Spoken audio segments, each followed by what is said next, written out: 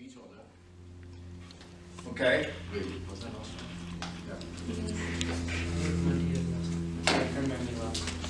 Who remembers? Go ahead, speak.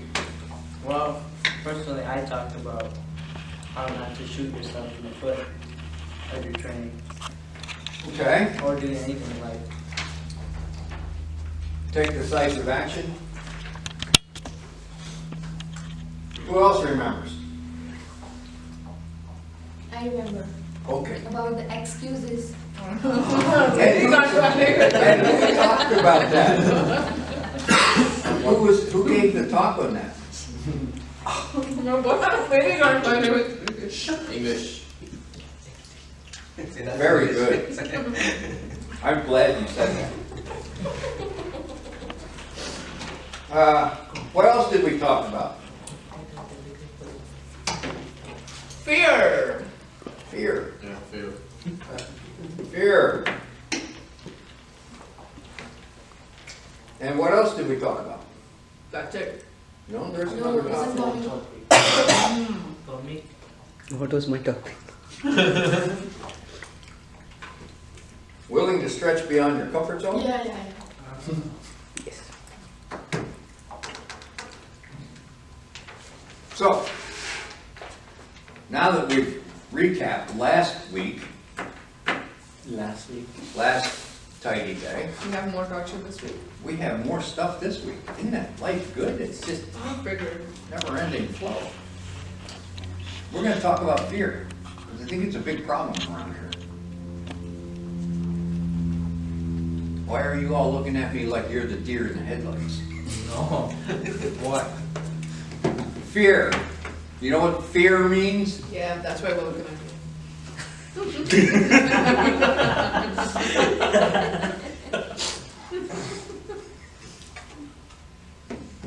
Fear. Do you have fear? I used to have in front of the examiner, like I used to get nervous. Anybody else have fear? Yesterday. Everyone has fear. Everyone has fear. We all face it.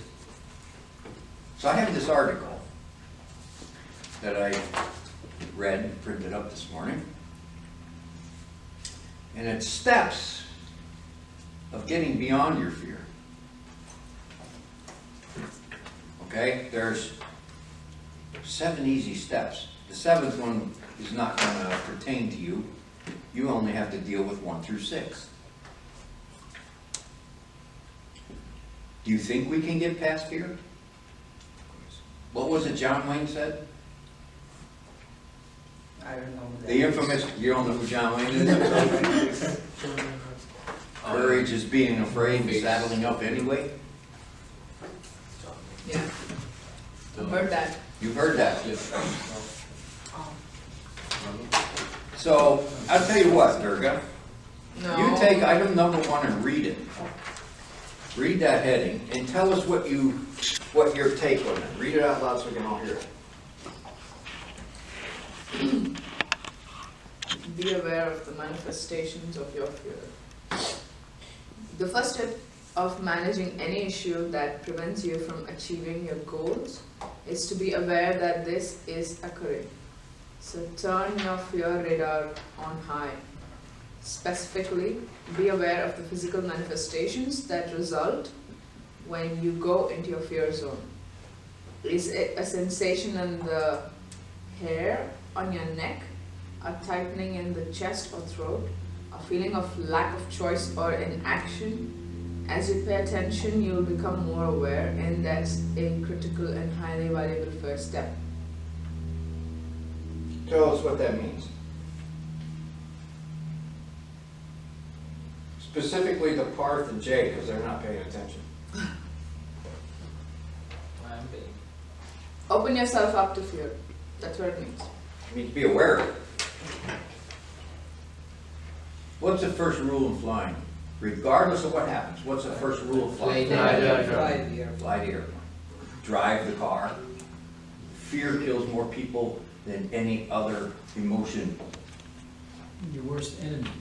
It is your worst enemy.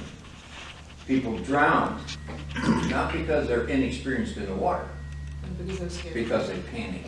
Fear brings raw panic. Be aware of the fear. Were you aware of your fear yesterday? Not really. Not really? That's what happened. Wow. What's step 2? Acknowledge your fear. Acknowledge your fear. Let Terrence read that one for us. Acknowledge your fear. Know that while these feelings are really real, they don't have to be your reality. Your perception create your reality. Think or even say out loud, okay, I recognize this. It happens before. Does the perception benefit me? What else might be going on here? What are other ways to perceive what's going on? What's the perception that serves me? Now you can set you into step 3. Tell us what that means. Unpack that for us. Lay it out on the table. Tell us all about it. Basically, it's like know what is your fear and I have no idea. Just like acknowledge your fear. That's what it says. What does it mean, like say, yep, I'm experiencing fear. No, just No, they're saying pinpoint the fear. Pinpoint what the is your fear. fear. Know what is up to you. Know what is scaring you. Okay? You should know what is And what's the next step? Take action. Take action. Let Satish read that.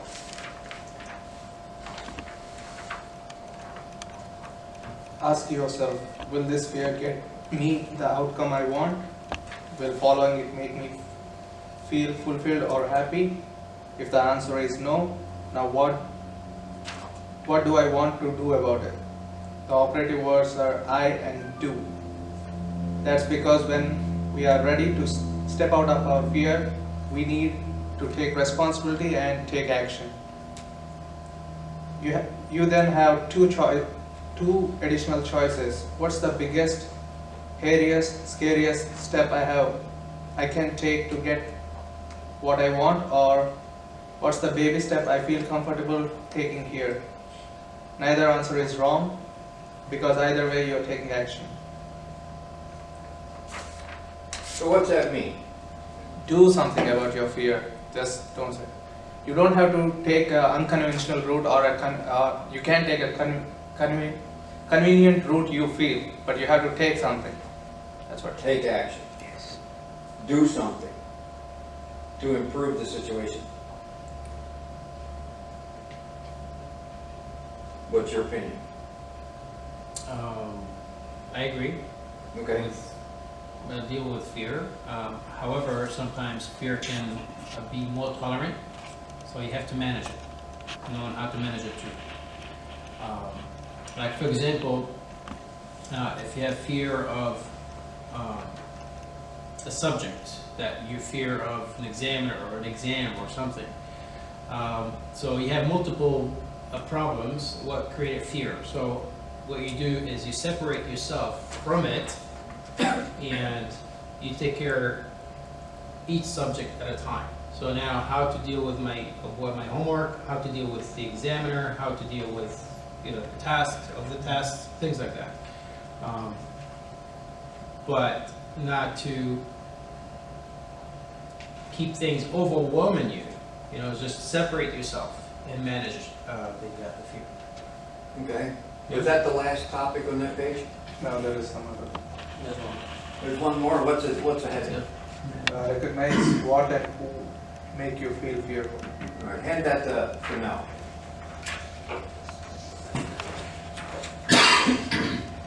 Recognize what and who make you feel fearful. There is often a pattern to our fears. Certain situations and people bring up thoughts and feelings of fear.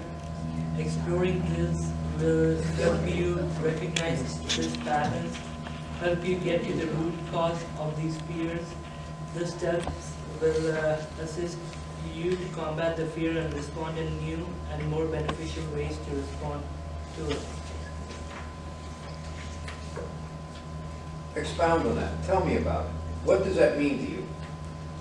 Well, it's saying that certain situations, there's a pattern of fear that you need to know that will make you, like, you can make a good decision if you know what's causing you trouble. Basically identifying your fear. Identifying. Identifying your fear. That's Wait the for thing, they can know your fear. Because can be something really true that you're really fear of something really truly, something they can really laugh at. Like this really that's what I'm afraid of, you know. So That's how I feel today. Okay, very good. Did you broke it down? Did you broke down on first day? I'm good. All right. Topic step 5 here. Hand that to her step. What is step 5? Know that fear will never get you what you want ever. Fear is an awful strategy for both business and life. It won't make you happier. It won't help you build mutually beneficial client relationships. It won't help you attract and win new business. It won't foster team loyalty. Quite the opposite, because your team, your peers, your boss are attracted to courage. Being brave makes you a more magnetic and effective leader. Can that pertain to flying? Yes. Yes. Okay, what's the next topic? You can only attract what you want, not what you don't.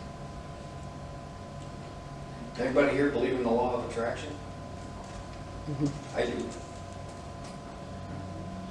Hand that over to Jaraz. You can only attract what you want, not what you do. Be manifest what you think. You can attract what you want, however. And please excuse double move. I think you got lost. Is there 4th down there, buddy? He's having a fear reading this. You can't not attract what you don't want. So while the statement, I'm no longer going to be a prisoner of fear, may be a good first step, you're still thinking about and articulating the word fear. That's giving it too much mental bandwidth and power. You'll truly get what you want and faster when you say the phrases like, I am ready to be brave, or I am courageous leader. And brace your power. Do you see the difference?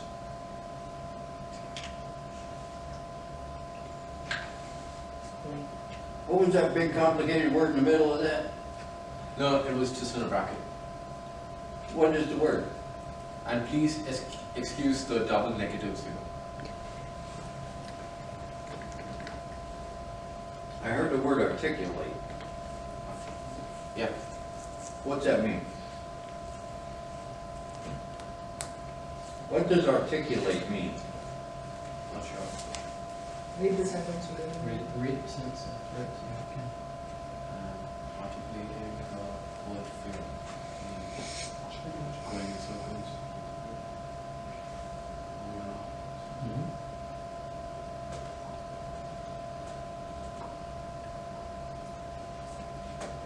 How does that apply to you in the cockpit?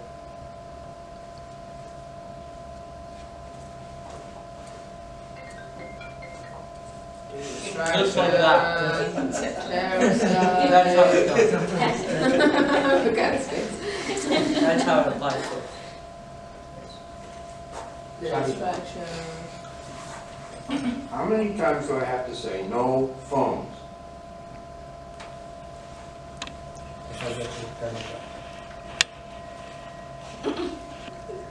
No, when he says no phones, you don't bring them in the room. Not turn it off. But you still didn't. Now, I want an answer, Jaraz. Yeah. How does that apply to you in the cockpit? So basically, in the case of emergency or something, if you're, facing a fail, so you have to be brave and ready. Like, okay, I'm ready, bring it on. Yeah, you're in emergency. Don't panic, please. Yeah, like try to fly your aircraft, even though like you know that engine is quick, so you can't do anything. So choose your right field. You don't go like, okay, now I don't have engine, so I'm gonna die. No, you can still survive. Don't lose hope, yeah. Okay.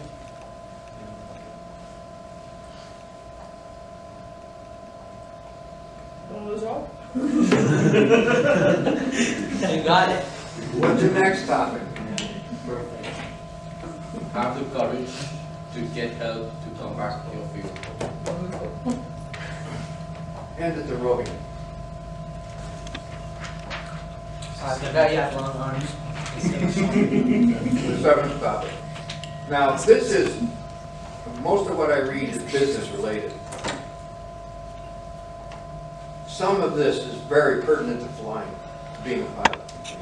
Now, in a business relationship, you would find a business coach or a mentor in business to encourage you.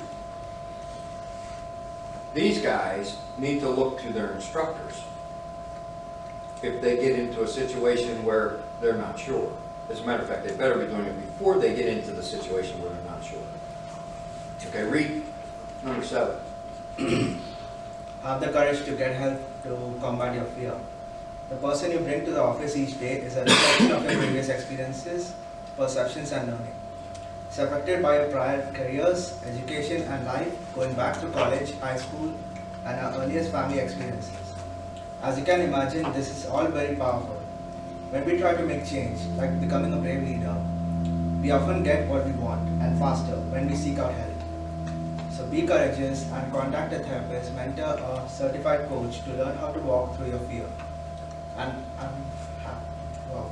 Yeah, that's skip that stuff. That's it. That's it? Yep.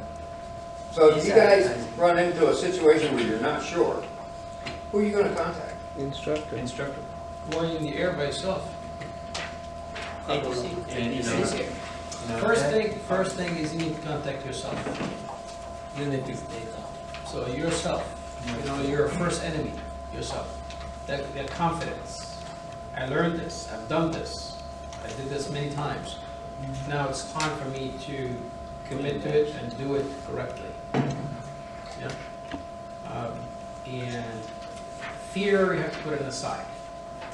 See, remember that the guy in the Hudson, Zettelberger, You think he had fear of what he's doing? No, he had to take command of that plane, and he utilized all his knowledge, entire career, from day one when he first sold it. If you read his book, from since day one when he sold it, and he brought it to that moment, and he landed safely there in the Hudson River. It's confidence that you can do this. But if you put fear in you, you're not gonna make it. Fear is like constantly rubbing in you. Leave me alone, fear. Stay aside. Let me do this. Now this is called focus. And when you're confident of what you're doing and knowing that you're doing the right thing. Checklist will help otherwise.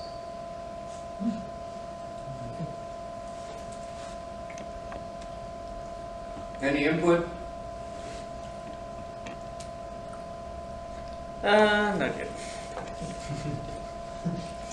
He made it look like he was really about to say something long. Just brushes it I know out. pilots, they have fear of flight, by the way. They have fear of heights. Pilots. I Because do. they're trying to overcome that. They have this problem, fear of heights. They can't fly in an airplane, however, cannot be in a helicopter. I know two guys. I do have fear of heights. Me I too. can't look outside a building, but in an airplane, 10,000 feet, I'm Yeah. fine. I'm fine in an airplane.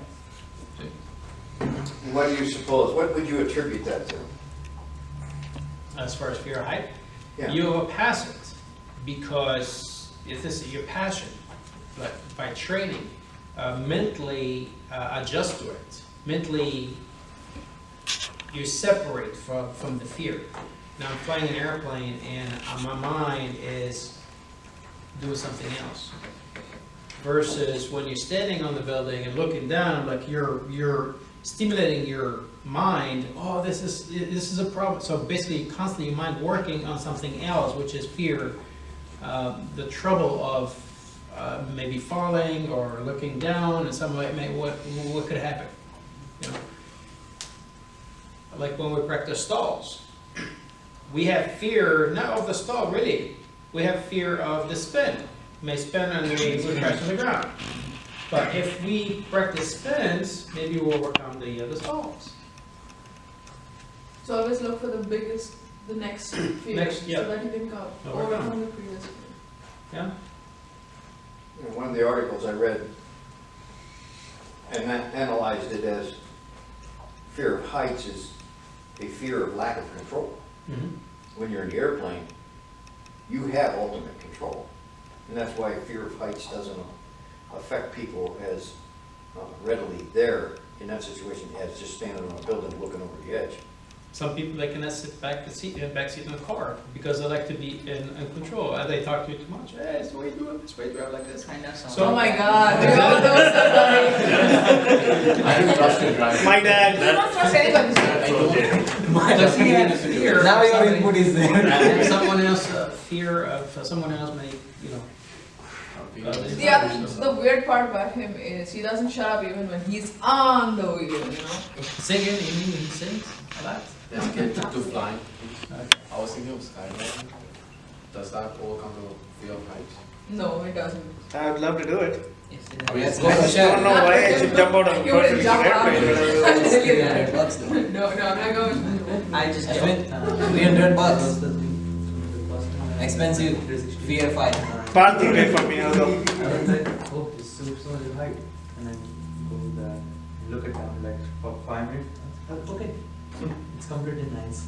Another thing is with fear, you need to know your limits also. Because you can't say, oh no, there's a fire there, I can't step in because I can resist the fire. You know, I saw a musician doing this, but no. You need to understand your limits. You know, when there's, because your instincts tell you something too, so you have to be, be careful. You know, not to ignore your fearness of something. You have to kind of measure your conscience, measure your limits. I should Think say. about the consequences. Yes, Will be exactly. after that. Like for example, the crosswind component is 12 knots. But I demonstrated. I mean, I can do more. But why? But I limit myself. I do 7, 5. And constantly building with confidence and measure my fearness of doing things. Awesome. Any other input?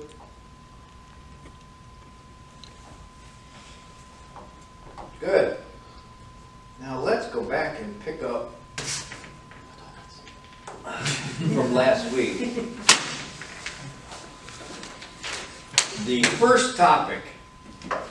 You get the crumbs off of this. First topic was what? Take no excuses. I remember. How are we doing with that? She remembers after her saying it. I got you. How are we all doing with that? For now? Barth? Don't look at me. No excuses. Are we all stepping up to the plate here? You know what that means? Step up to the plate? Step up to your, You know where the term comes from? no, not really. Baseball. Or is it for, Yeah, food. Yeah, in the prison, that's what they say. No, that's not what they say. Nice guess. He would know. You would know, right? Okay. Step up to the plate is baseball. What does it mean? When the batter steps up to the plate, Plate is their grease. he can't escape it. Cricket. He is now responsible. Whether the team wins or loses falls on that batter. So step up to the plate. If you don't make excuses around here, like your head hurts, You have arthritis. you're an adult male or female, is that stopping me? No, not you, Bob. Not you, Bob. Somebody else has arthritis, remember? Yeah, somebody's gonna have arthritis. Yeah. It's gonna be bootritis.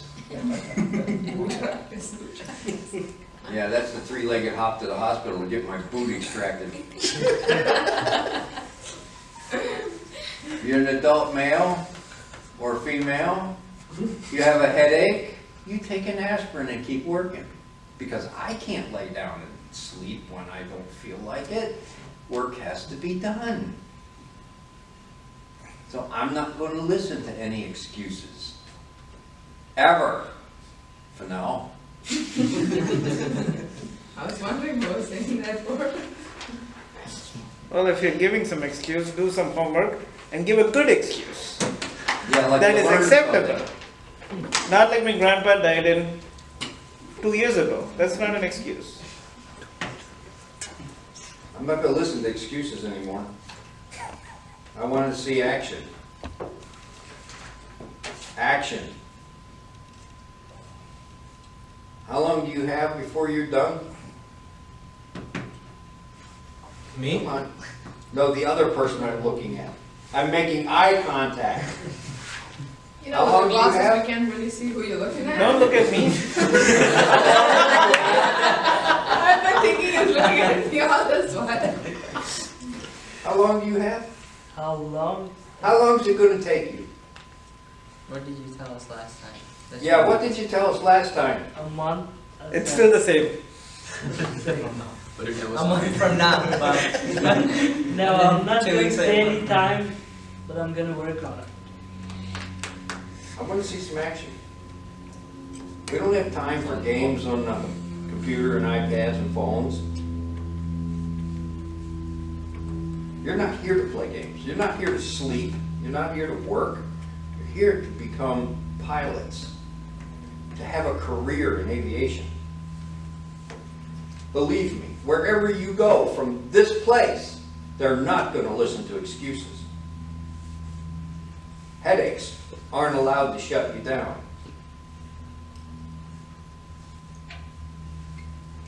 Being tired, that's poor planning on your behalf.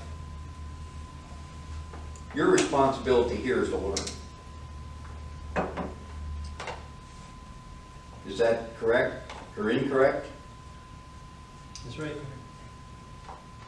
If you don't want to learn, if you don't want to commit yourself to learning this field, this career, pack your things and go home. Because you're not doing anybody any favors.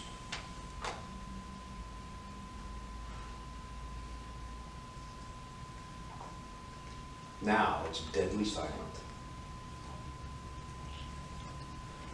I want to see action for you guys, all of you. I've seen some of you work very, very hard, and I've seen some of you not do a whole heck of a lot. So I want some action.